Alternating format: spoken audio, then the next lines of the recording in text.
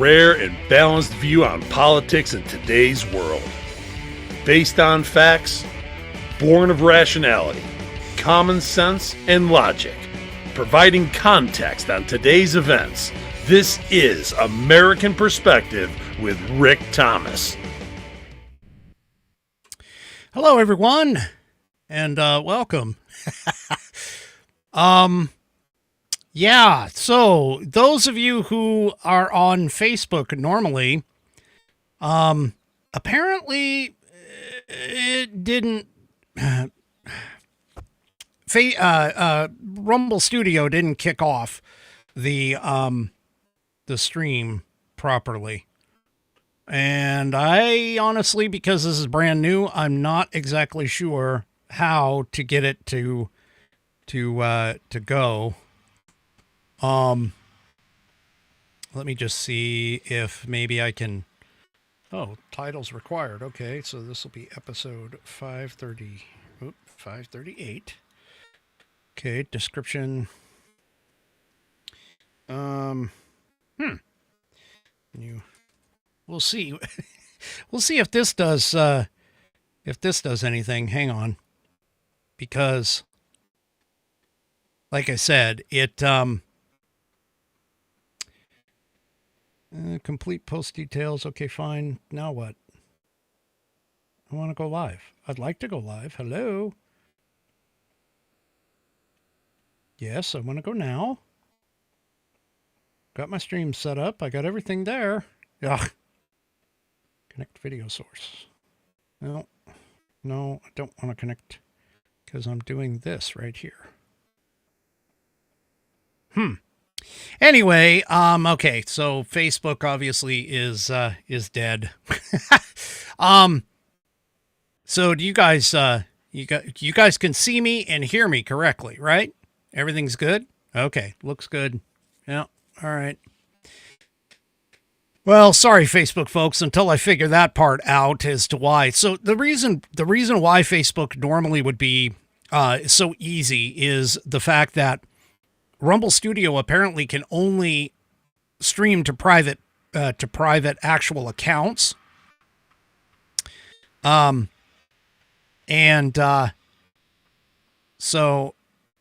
anyway, the thing about it is that it'll only stream to like an individual account. It won't stream to like a page.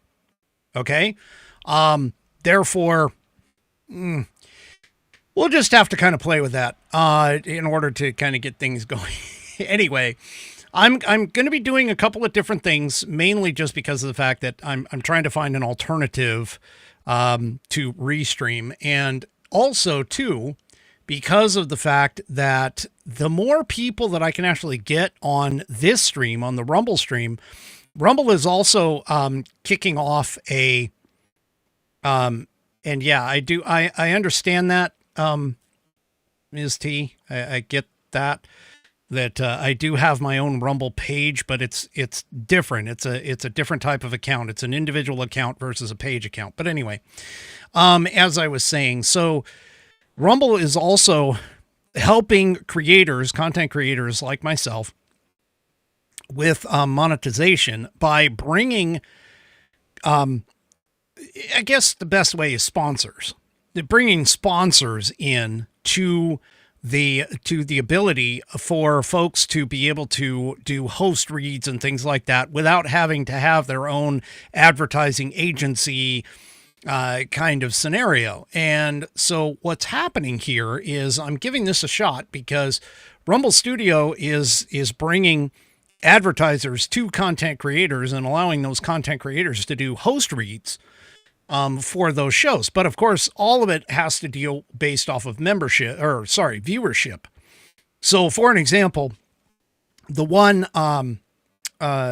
campaign, ad campaign that has shown up for me at the moment, because I have over 25 people on Rumble, is basically the one campaign that I have is for Rumble Premium. And so you may see me, I might do the Rumble Premium ad here in just a little bit. I've got my own stuff, of course, still, but I can go and like read ads for Rumble and get essentially paid for that. So, and I've explained how all of this works to you folks before, in terms of, realistically, just like with any social media, you guys are the product that I bring to the advertisers. So the more people that I can bring to the table, okay, the better off it's going to be for me. And that's essentially how this works, is they pay you a certain amount of time or a certain amount of money per watcher and listener. So for an example, that now I'm watching in the campaign section, and I just had another pop up, a couple different ones pop up, because my total number of people watching for a certain amount of time has now picked up. Okay. So yeah, 3 Chevy, you're being trafficked. So anyway, the point being is, and one of them in particular, I've been eyeing this ad. I will love to do for Wednesday's Pet of the Week. So I need a Pet of the Week in order to be able to run that ad for you guys. But essentially what this is doing is this is allowing me to become, more basically, I mean, I'll be honest, get paid for my time here, more so than just depending upon other things like that. So yeah, that's the thing. That's the key. That's the one thing that I wanted to try with this. Also too, getting ready to do, some other things coming in the near future. And this connection hopefully will be a lot more stable than the other one that I've had. So we're going to test that out and kind of see how that goes, for those kinds of things. So that's essentially what's happening. That's why I'm doing this differently. And unfortunately, for those of you who are normally on Facebook, I apologize. Apparently I missed a step somewhere in terms of getting Facebook up and running. So, and unfortunately I'm not familiar enough to get back to Facebook to, cut it off, and do something with that and get it all set up. So I'm going to have to play with that tomorrow, for that. And, so there you go. Anyway. All right. Enough about all that. You kind of know a little bit more of the background in terms of what's happening here, for what I'm doing. And, the live chat, they have a couple of other things that are a part of this as well. So yeah, anyway, apparently I'm fired according to 3 Chevy. So there you go. All right, let's go ahead and get some things kicked off here, tonight. Oh boy. You know what? I was in such a hurry, I forgot to change out the guest. So let's see. So that was Jerry. Let's do, yeah, let's do that. Okay. So here we go. All right. So tonight on tap is my news for the Pledge of Allegiance. So please, if you are of mine, stand, remove your hat. If you're wearing one, it doesn't necessarily have to be like mine. All right. But anyway, if you can remove your hat, place your hand over your heart and follow along with, my news as she leads us in the recitation of the Pledge of Allegiance. I pledge allegiance to the flag of the United States of America and to the republic of which it stands, one nation, under God, indivisible, with liberty and justice for all. All right. And I thank you for that, my news. You appreciate that. If you want to hear your rendition of the pledge played here on the program, all you need to do is send in your rendition, said in your style, to fans, FANS, at AmericanPerspective.online. Obviously, record yourself doing it, and then send in that audio or video file. Send it into fans at AmericanPerspective.online. And apparently, my chat it's February, not March. What did I say? Did I say March? I hope not. I hope I didn't say March. Where is this? Nana. There it is. Nana is saying, it's February, not March. So I don't know. Anyway. All right. Okay, so tonight's headline sponsor, let's go ahead and get a new one. Let's do something for fun. Okay, so how does this work? Let's see. We'll just do it for Rumble Premium. All right. So that's fine. Actually, we'll go like this.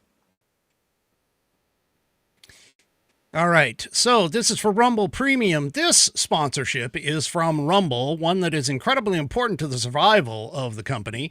When Rumble started in 2013, they built a platform for the small creator, like me. They didn't censor or have biases. They are fair and treated all creators equally. No one thought platforms would censor political conversation or censor opinions on COVID, but they did. Facebook admitted that they fell to the pressure from the Biden and Harris administration. Rumble did not. They held the line. They are attacked daily for giving us a voice to talk to you. They are attacked in corporate media. They are attacked by governments like France. They are attacked from brand advertisers who refuse to work with them. Corporate America is fighting to remove speech. Rumble is fighting to keep it. Rumble won't survive with brand advertisers. They don't get much of it. Watching our show on Rumble is the most they can ask from you. And if you really believe in this fight, and if you have the means, one major way you can help Rumble survive is by joining Rumble Premium. Join the community that believes in the First Amendment and believes in our human right to free speech. Rumble is offering $10 off with the promo code STUDIO. When you purchase an annual subscription, go to rumble.com/premium and use the promo code STUDIO. Like I said, if you have the means and believe in the cause, now is the time to join Rumble Premium. If you don't have the means, we're just happy if you watch us on Rumble. All right. So there you go. It's kind of how it's going to work if I continue down this path. All right. So there you go. Oh, okay. Where am I at? Oh, I know where I am. So some big news hit last night. Huge news hit last night. And I got to tell you, I couldn't be happier for him, but I also know that he is going to be fantastic in his placement of this. All I got to say is congratulations to Dan Bongino for being offered the job is just fantastic, but also it's fantastic that he's actually joining the team. He's joining the team of according to Real Clear Politics. He's joining Kash Patel as the FBI deputy director. And he announced actually today that he was going, well, I mean, it was announced on Truth Social last night by Donald Trump, but also too, it was announced as well. Dan Bongino announced it on his locals account. Now, as of right now, Dan hasn't really said where he's going to go. Okay. But, and also too, Bonnie just pointed out, Bonnie over on Rumble, Rumble, of course.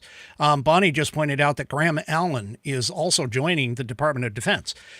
So here's the thing.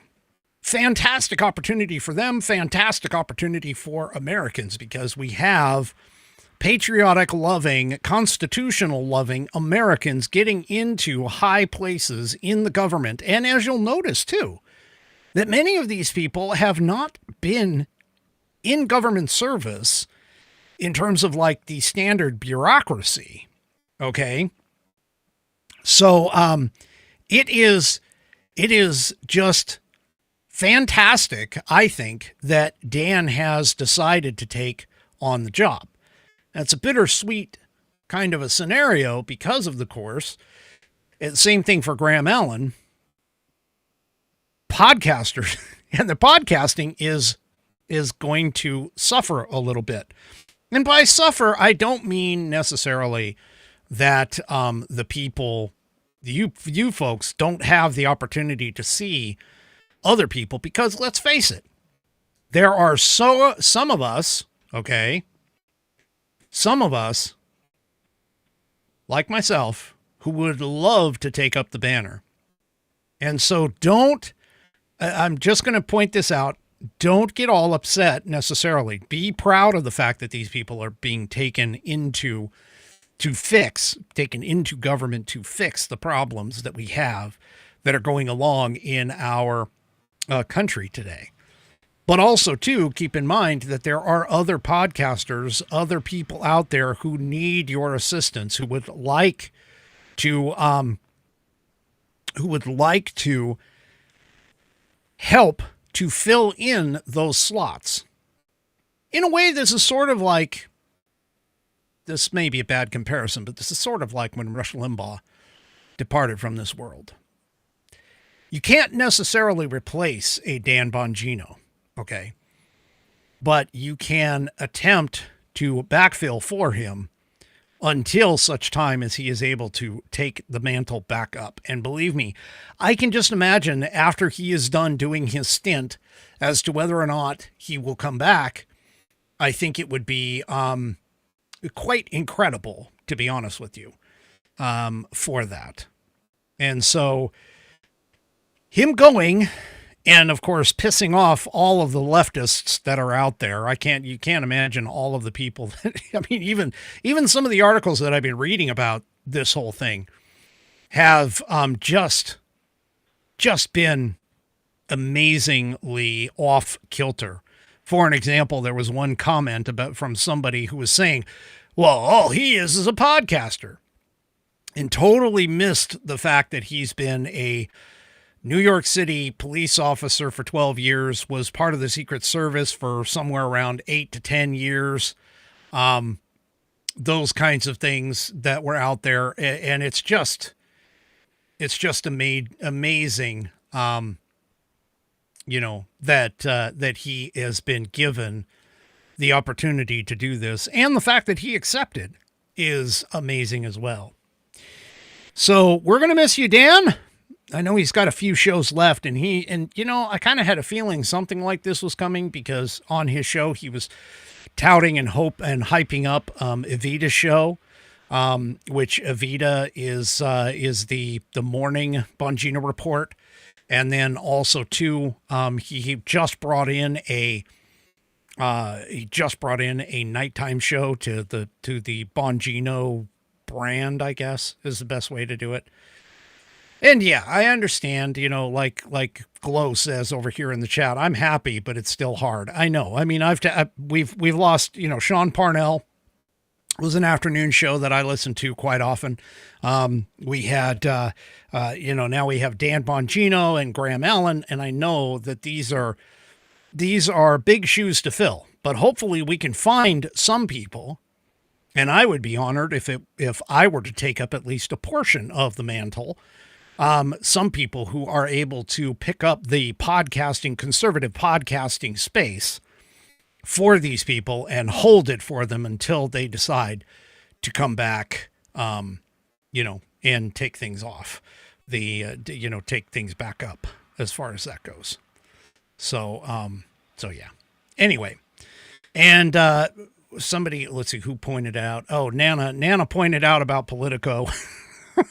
Politico was being kind of, well, let's face it, bitchy about the whole thing, which most of the leftists are. I mean, they were all just, freaking out about it, because now not only do you have cash to deal with, but you also have Dan Bongino, and Dan Bongino has, actually has receipts, and knows some things about what's going on. And now he's going to be even more of an insider. So just imagine the stories that he's going to be able to tell coming back out. Well, so that's sort of the negative kind of happy but sad at the same time. Okay, happy but sad. This next one, man, when I saw this on Sunday too, when I saw this, I just was like, oh, wow, this is just amazing. Oh, thankfully, we are finally done with Joyless Reed. Well, at least at MSNBC. Don't know for sure where she's going to land, but here in the Daily Wire, Joy Reid is out at MSNBC. And, yeah. Yeah. Oh, I'm glad, that honestly, not that not that I necessarily want to wish ill will on her, to be honest with you, but I'm glad that she is gone. Her dozens of listeners were probably pretty sad right now, but, that's what it is. So MSNBC apparently is dropping the readout. Now, they extended it to the end of February, but she basically quit and walked out. Anyway. Yeah. The Reed's show is scheduled to be replaced by a trio of leftists, Simone Sanders Townsend, Michael Steele, and Alicia Menendez. So it's not like MSNBC is, changing their tune at all. But yeah. Oh, she's got some wonderful hits here. Let's just listen to a couple. I don't want to do too many, but here, let's just listen to a couple here. Question that I have on that. These two men are both elderly.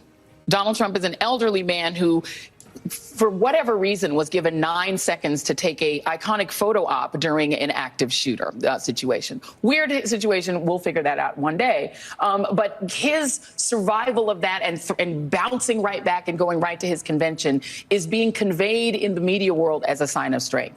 This current president of the United States is 81 years old and has COVID. Should he be fine in a couple of days? Doesn't that convey exactly the same thing? That he's strong enough, older than Trump, to have gotten something that used to really be fatal to people his age. So if he does fine out of it and comes back and is able to do rallies, isn't that exactly the same? It should. I mean, it's not exactly the same. It's not the same incident, but it's an elderly man coming through out of an illness. It should. Oh my gosh. Well, we won't have to worry about her anymore. Sorry. Anyway, and she's got a lot of them, believe me. She's got a lot of them. So yeah, it's,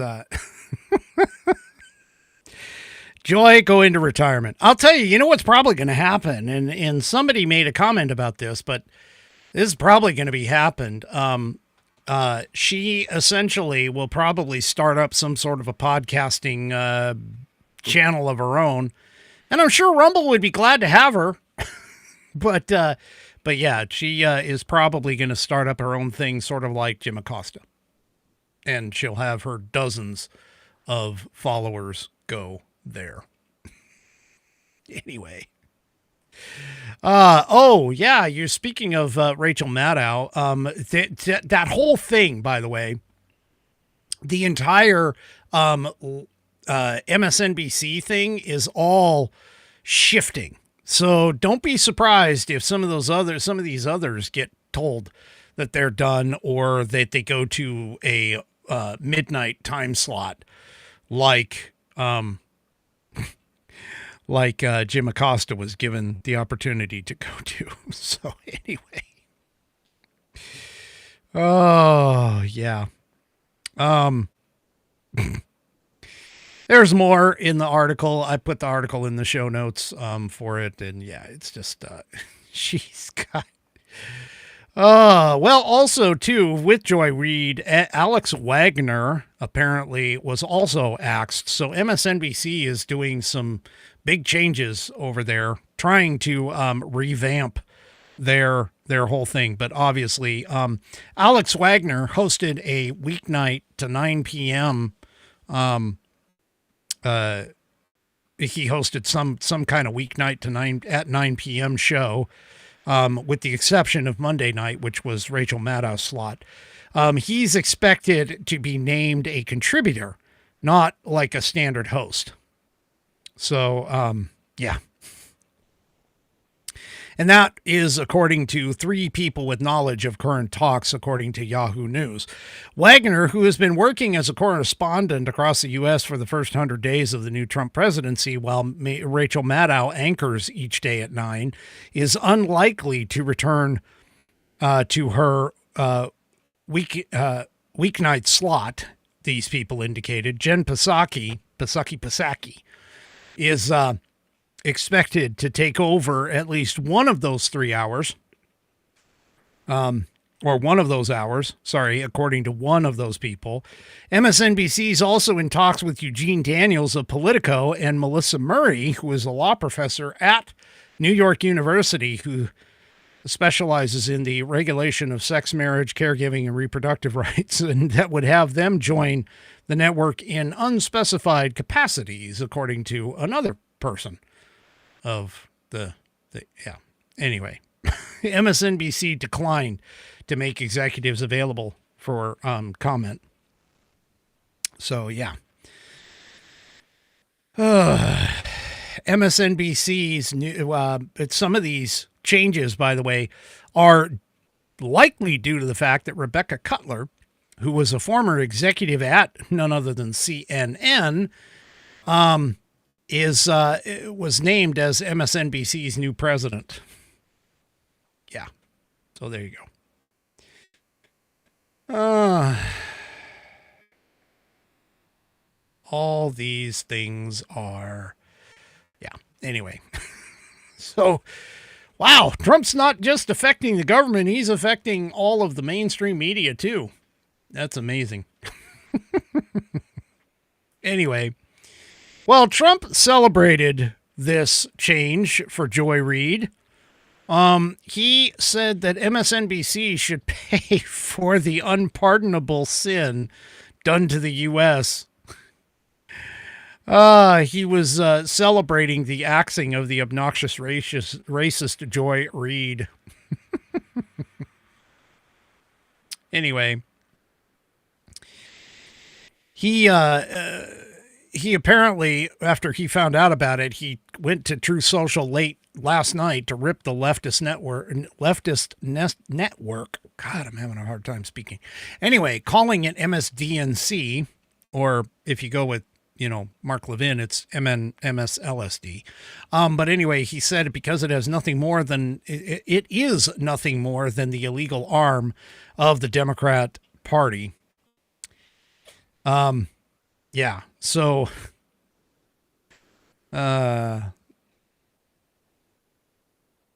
he continued on and said, lowlife chairman of Comcast, Brian Roberts, the owner of Ratings Challenge NBC and MSDNC, has finally gotten up the nerve to fire one of its least talented people in television, the mentally obnoxious racist Joy Reid, Trump wrote.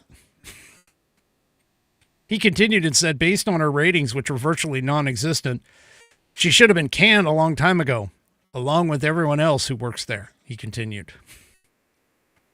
Oh, yeah. He also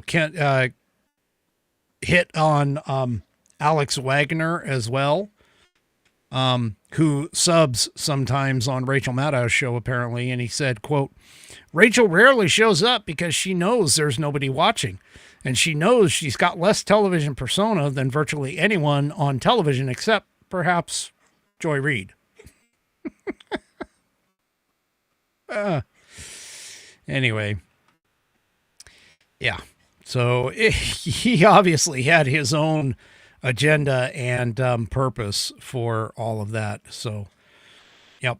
Now, according to Nielsen Media Research, Reid had lost almost half her viewers by December, with MSNBC seeing a stunning 53% drop in primetime viewership following the election.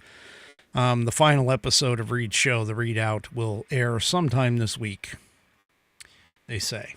But we'll just have to see what happens with all of that. All right.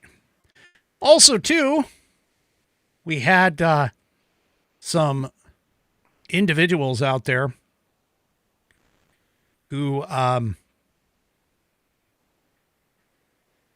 got a interesting email. And by those individuals, I'm just saying this is a mass email that was sent to federal employees. So Elon Musk, apparently, this in the Epic Times, Elon Musk apparently sent a mass email to workers and basically says that workers should respond to the email or it will be seen as a resignation. But it also says that workers who respond could get promoted. So, yeah, anyway, the email was sent out to the federal employees asking what they did for the past week, as tech billionaire Elon Musk suggested that those who don't respond could face consequences. So OPM, the Office of Personnel Management, actually confirmed the email. Federal employees, including some judges, court staff, and federal prison officials, received a 3-line email with this instruction. Please reply to this email with approximately 5 bullets of what you accomplished last week and CC your manager. So a spokesperson, McLaureen Pinover, who is with the Office of Personnel Management, confirmed the directive and said that individual agencies would determine any next steps. Pinover added that individual agencies would also look into how to proceed if a worker is on leave or vacation when they receive the email. The Epic Times contacted OPM for additional comment.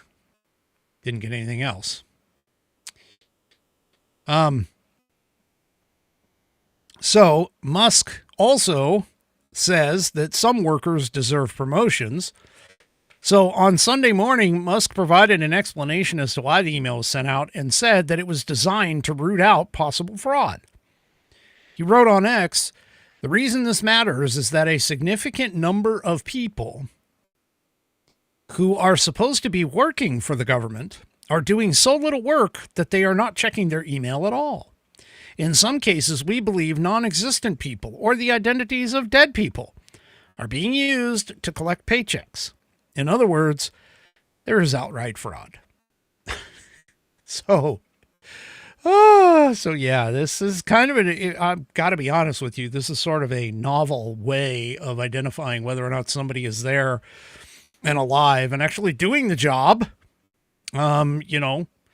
So yeah, we'll just have to kind of see what the heck goes on here for this whole thing. Anyway, so yeah.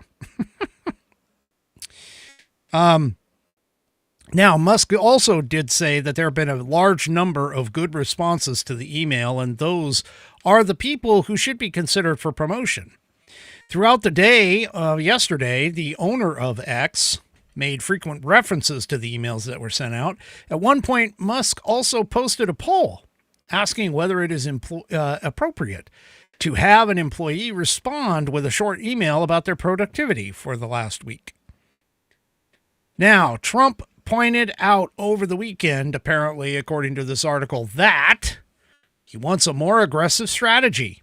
He thinks that Doge and Musk need to get more aggressive. He wrote in a post on True Social again, "Elon is doing a great job, but I would like to see him get more aggressive. Remember, we have a country to save, but ultimately we have to make it even greater than before. Mega." So yeah.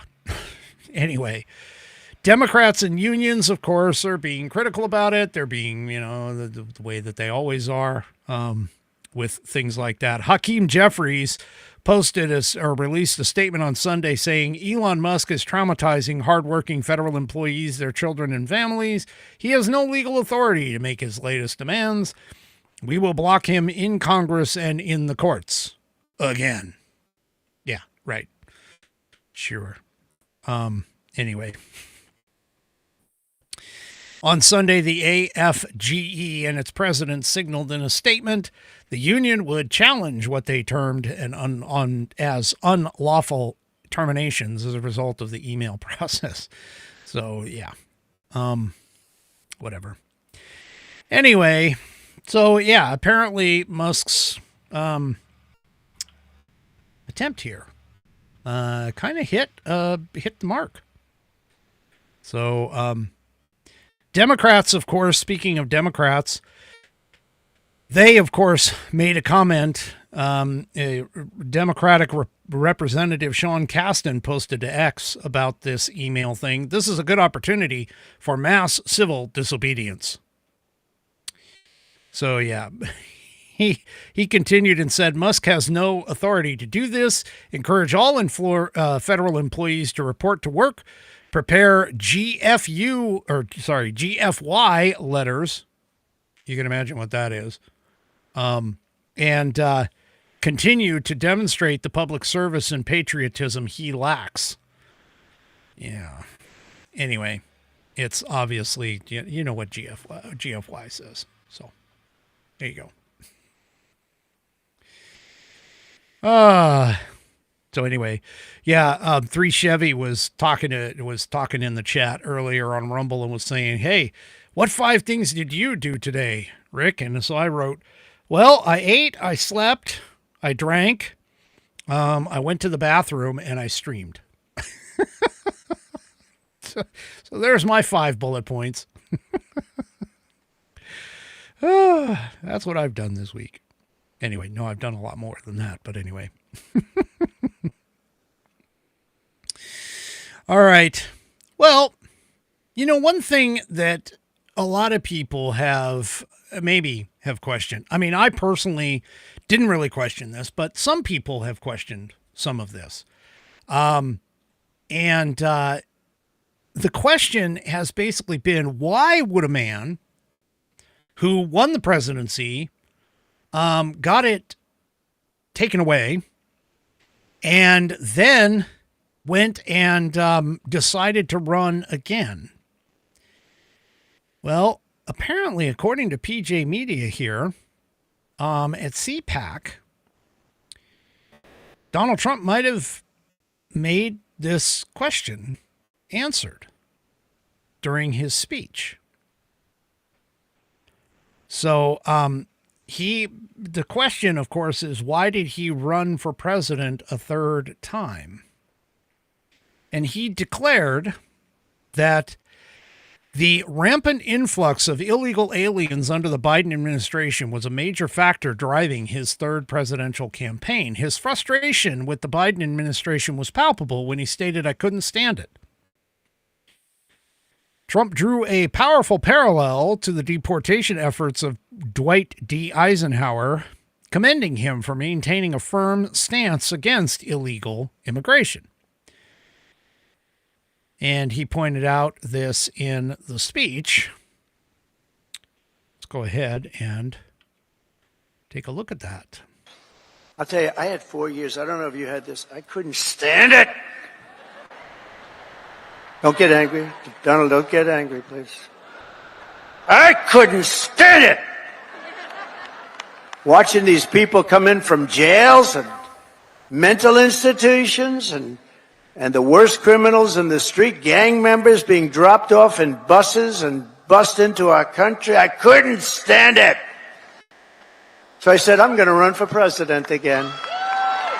And now we don't have that problem. Now we don't have that problem anymore.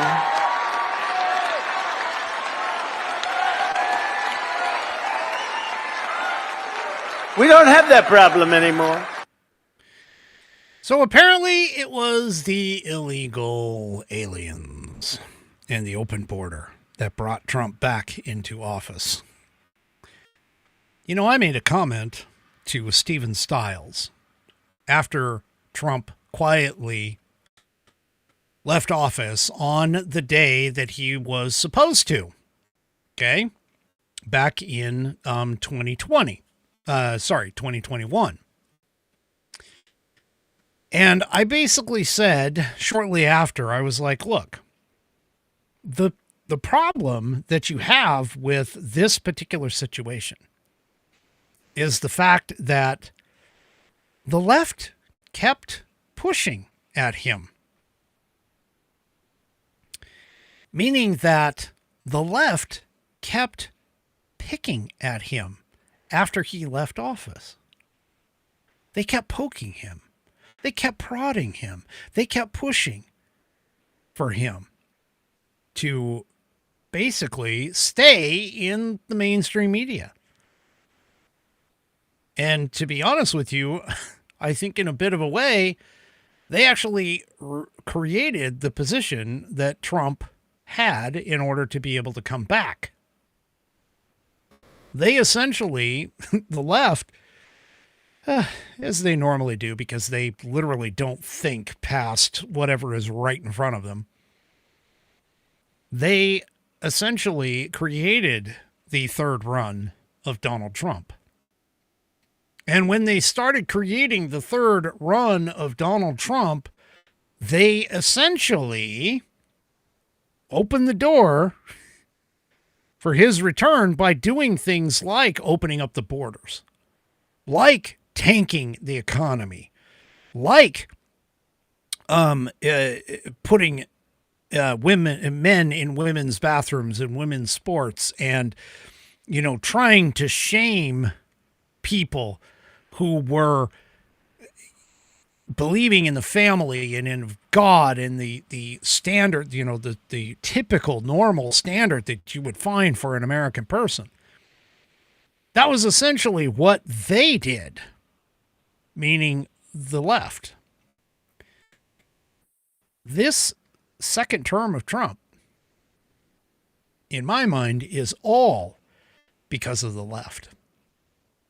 If they hadn't gone so far off the deep end, if they had taken Biden, who was literally a vegetable in a basement during that entire campaign, and just left him in the basement for his entire 4 years, didn't muck with anything, just let it ride and let it go, they probably would not have had Trump 2.0. But you know what? To be honest with you, I am glad that they have Trump 2.0. I am happy that they have Trump 2.0.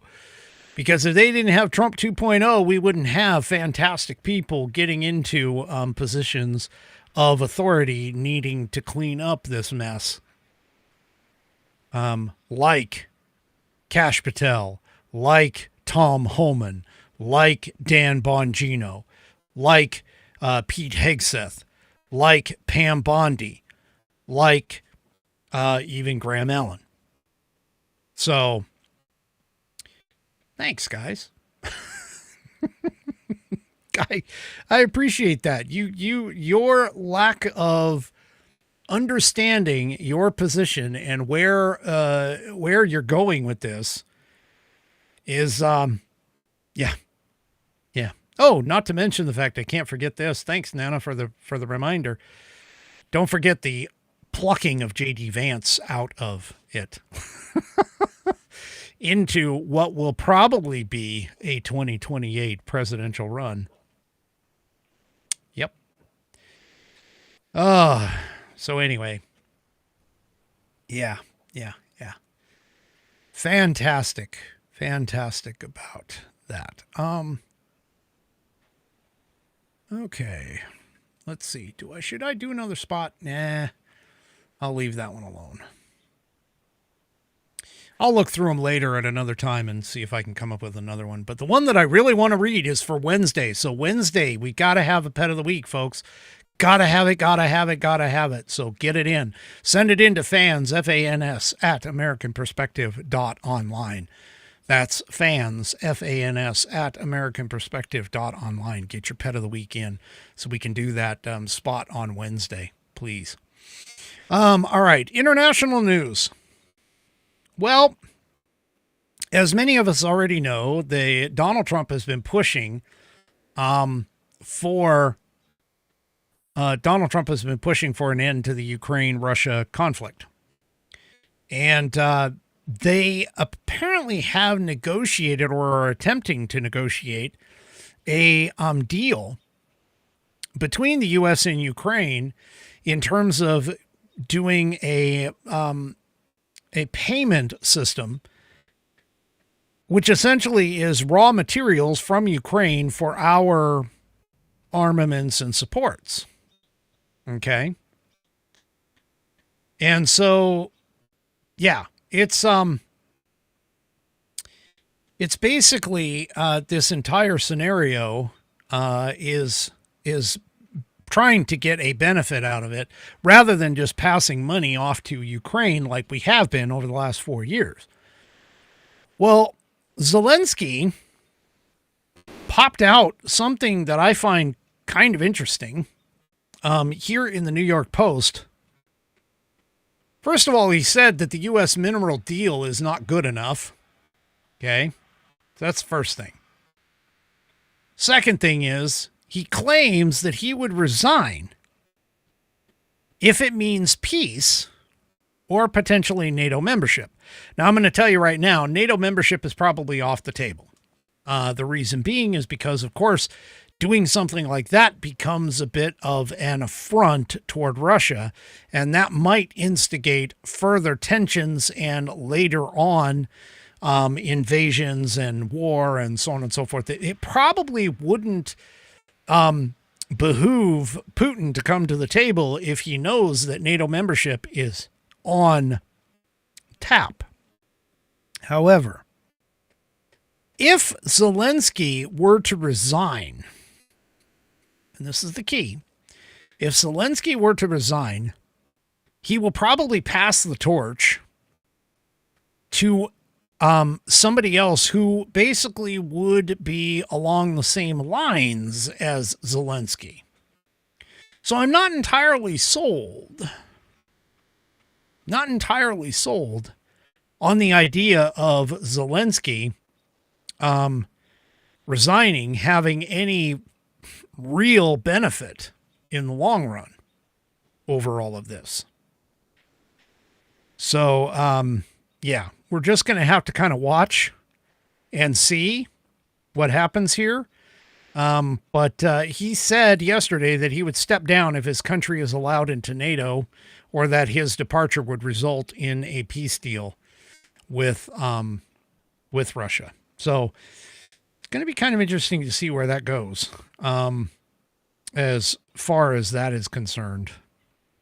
But yeah, we're getting a little bit closer, I think, to a potential deal, but we're still a long ways away from a potential deal. So, yeah, he told reporters, quote, "If you need me to leave this chair, I am ready to do that, and I also can exchange it for NATO membership for Ukraine." So, yeah. Anyway. So we'll just have to kind of see what happens here with that in terms of how that goes. So, I don't know. Maybe there is a potential end to that war. Speaking of wars and ending them, or perhaps even starting them again, restarting them. So, Israel says that their side, their prisoner release is delayed over Hamas's repeated violations.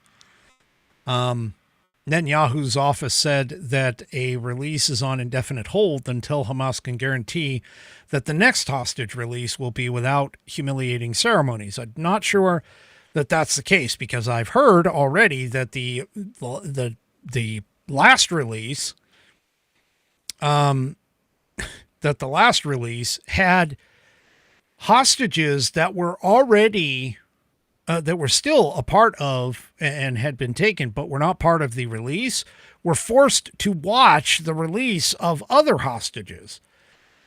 Basically, it was like torture via proxy. They were watching other people being released, and also, believe it or not, showing that Hamas was actually showing that, hey, there is actually more hostages that are available for this. And so, yeah, Israel announced on Sunday that it's delaying the release of 602 Palestinian prisoners scheduled for February 22nd. Because of the fact that that Hamas released 6 more Israeli hostages in humiliating conditions. So the exchange was the last with Israeli hostages as part of the first phase of the fragile ceasefire deal. Netanyahu's office said on February 23rd in a statement that Israel had decided to respond to Hamas's repeated violations during its return of hostages with a delay in the release of terrorists. So, in Hamas's February 20th release of 4 hostage bodies, the terrorist group, and this was the kids that I was telling you about before, Hamas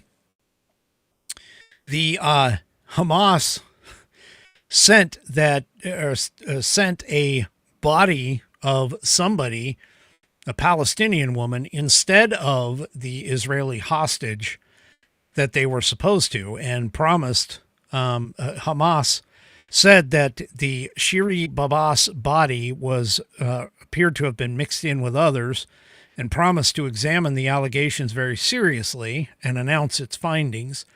Said it had no interest in holding on to any hostage bodies. Netanyahu responded with the return of the wrong body with a video statement promising consequences for the violation. Now, Bibas's body was returned the next day on February 21st. It was announced Saturday morning after a positive identification that she was also murdered in Gaza while being held captive with her 2 young sons. Sons' bodies were returned, positively identified, so on and so forth. But anyway, Netanyahu's office said in a statement on February 23rd that the Palestinian prisoner release is on indefinite hold until the release of the next hostages has been assured without humiliating ceremonies. So Hamas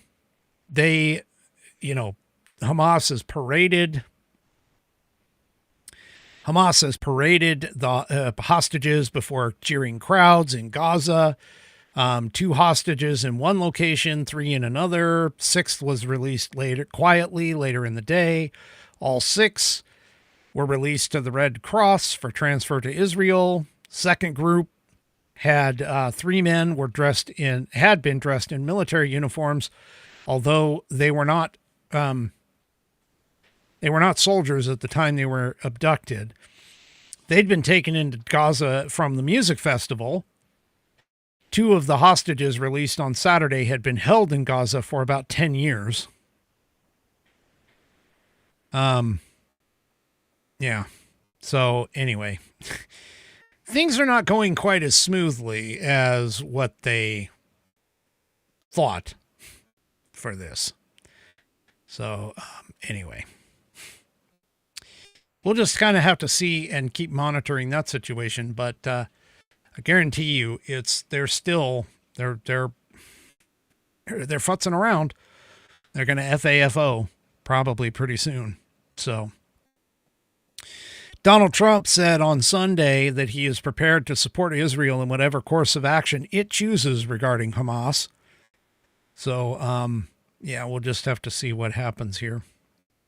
So phase 2, by the way, hasn't been negotiated yet. Israel is going to seek the release of all the remaining hostages, including an estimated 24 living Israelis, Hamas's full withdrawal from Gaza.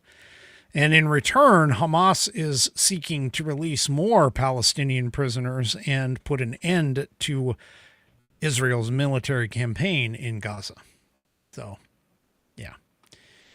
We'll just see what happens with all of that. Anyway, all right. So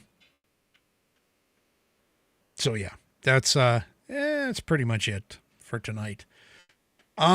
don't forget, again, Wednesday is Pet of the Week. I'd really like to do one for that. So if you would, please send in your pet picture, breed, story, whatever. You can send it in to fans at americanperspective.online. And I will try to get Facebook up and running. Like I said, this was my first foray into using Rumble Studio rather than my typical Restream in order to do this. How, just really quickly, before I say anything more and you guys take off, how was the stream tonight? Did it bounce? Was there bumpiness? Quality, like the quality of the image, any of that stuff? How was all of that? If you can just let me know in the chat here while I kind of just ramble on gradually. But anyway, so I've got a couple people saying good, seems okay. It was good. So that's good. Mine was good. It was good. Wow, that was all capitals from whoops, that was all capital. Oh, dang it. That was all capitals from Nana. Oh, I even had a YouTube person say it was good. Well, thank you for that. Yeah, and I know earlier Rumble was having problems, so three Chevy points, best stream I've seen here all day. Okay. Ms. T of Tech says it was okay. I know you're normally a Facebook person, so I promise I'll get Facebook back up. Yeah.